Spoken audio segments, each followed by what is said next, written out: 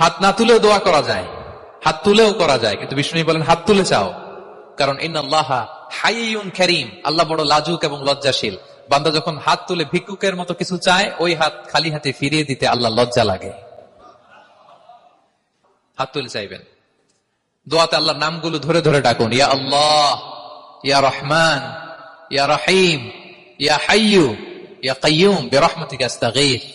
আল্লাহ নাম ধরে ধরে চান, ওই দোয়া আল্লাহ কবুল করবেন। বিশ্বনবীর উপর দুরূদ পড়েন, যে বিশ্বনবীর উপর দুরূদ পড়ে না, ওই দোয়া আল্লাহর কাছে কবুল হয় না, এটা আকাশে পেন্ডিং থাকে। কুল্লু দুআ মুআল্লাক মাহজুব বাইনাস সামাই ওয়াল আরদি মা লাম ইউসাল্লা আলাইয়া।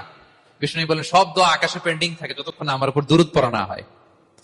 তা আপনি যে বলেন হুজুর আমার দোয়া কবুল হয় না, কেন হয় না বলছেন এবার? হ্যাঁ, নবীর উপর দুরূদ পড়েন নাই তো। আল্লাহুম্মা সাল্লি ওয়া সাল্লিম ওয়া বারিক আলাইহি, শুরু করবেন বিষ্ণু নবীর উপর দুরূদ দিয়ে, মাঝেও পড়বেন, শেষেও পড়বেন, আগেও পড়বেন, পরেও পড়বেন। আপনার দোয়া কবুল করবে কে?